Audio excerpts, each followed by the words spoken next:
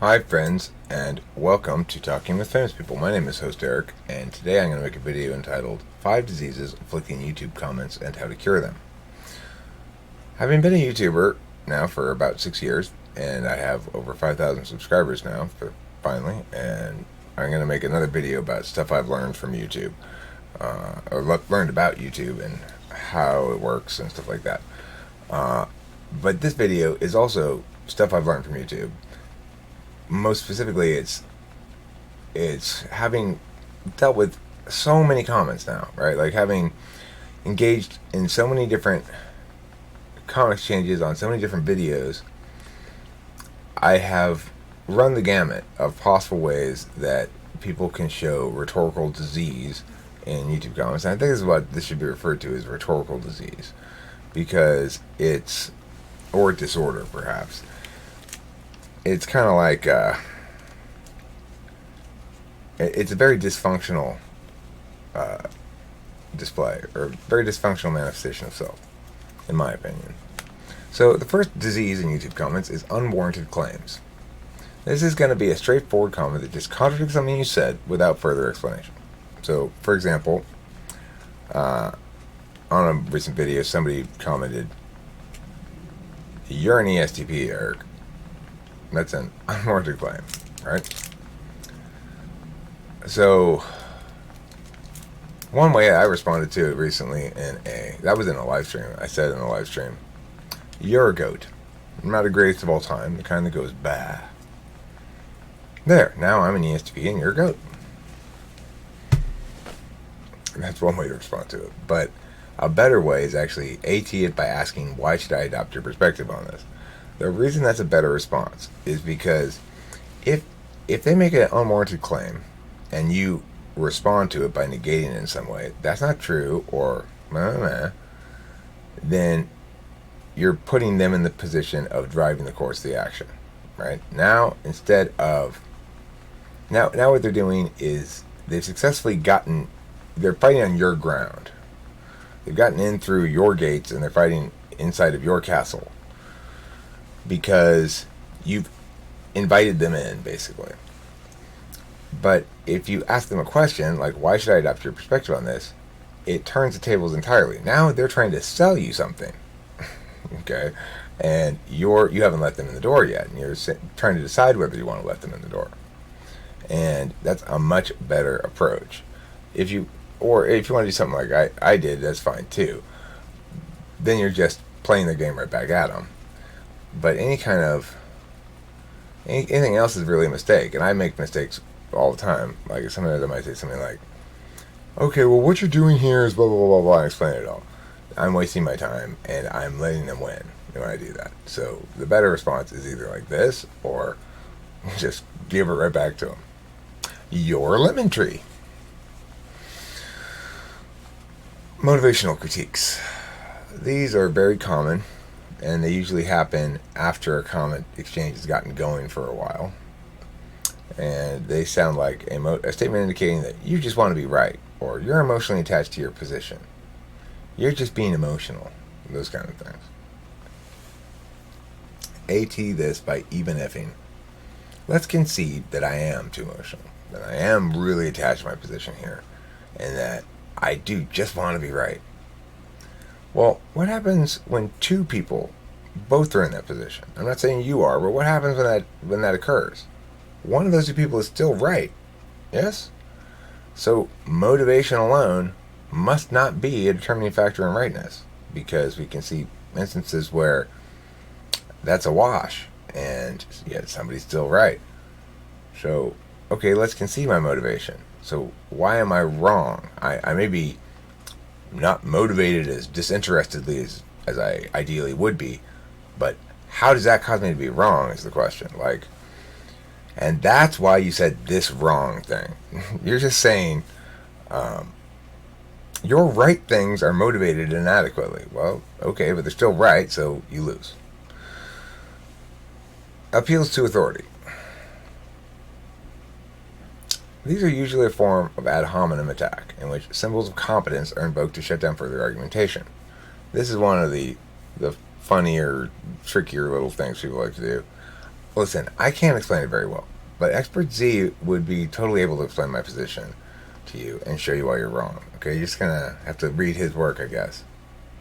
Or so many people with degrees, titles, formal legitimacy, doctorates, PhDs, scientists, disagree with you. They say you're wrong about this, and you're just some random dude. Why should anybody listen to you?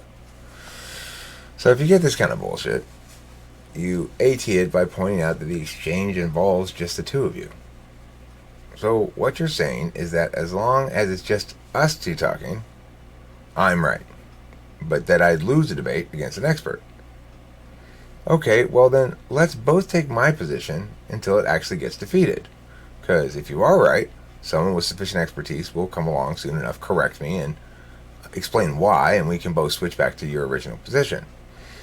If those experts are correct, after all, it's because their explanation is better than mine, right?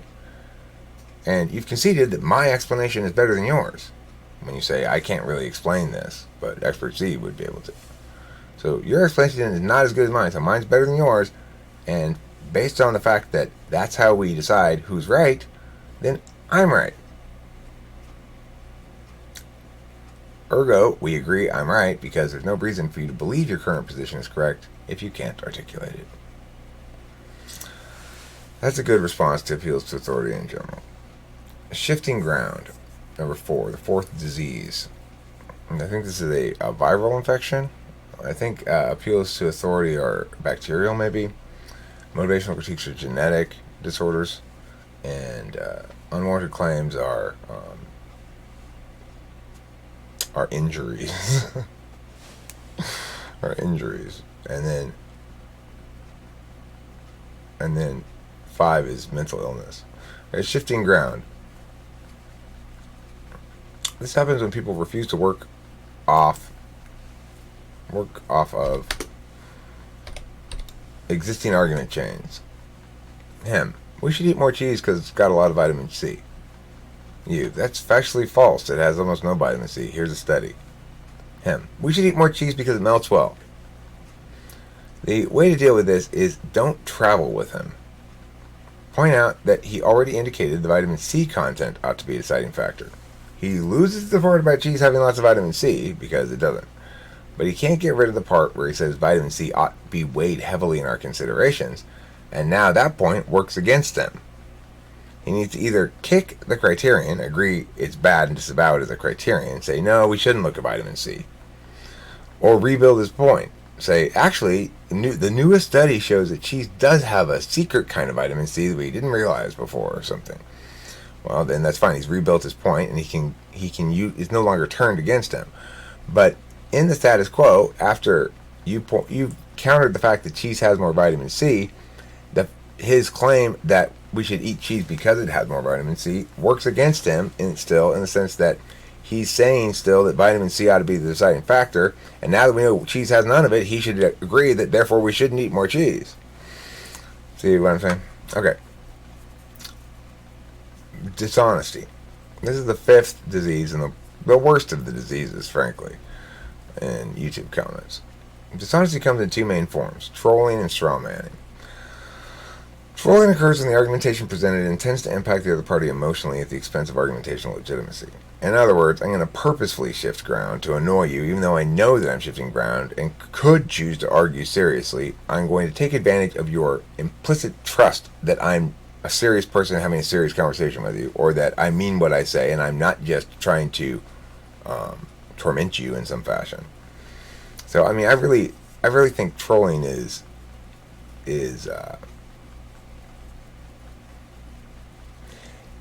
the most effective kind of trolling is deeply immoral because it takes the individual that you're talking to's courtesy of affording you the benefit of the doubt that you're not going to lie to them about shit. In other words, you're not going to present positions that actually aren't your positions because you want to see me react to an outrageous statement or something like that, and it uses it against the person who affords that benefit of the doubt. So in that regard, it's wicked. Of course, it comes with its natural consequence. Once somebody is established as themselves as you can't trust them, then you no longer take them seriously about anything. Straw manning occurs when the opponent appears to respond to your words, but actually is just making your position something easy to answer, and then answering that and ignoring the challenging reality of your actual warrants.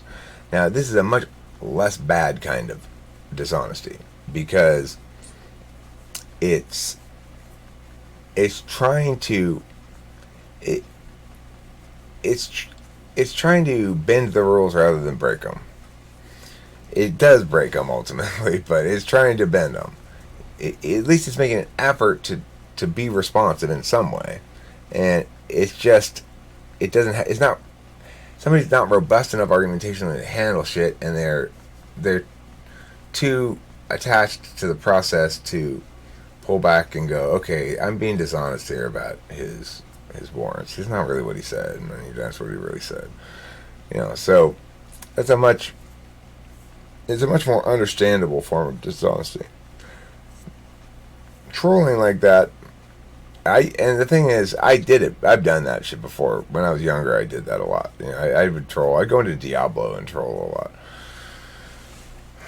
But I don't do it anymore. And the reason is because I have a little bit more respect for other people's feelings. I understand it's a temptation. It's a tempting kind of wickedness for any NTP or any kind of NTP or STP potentially. I suddenly feel queasy. I need to consume some, and it's not smoke.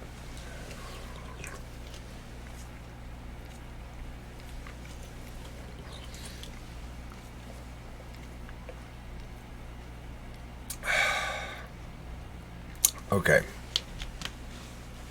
That's the end of this video. Thanks for watching. Hopefully it was informative and or entertaining. And have a nice day.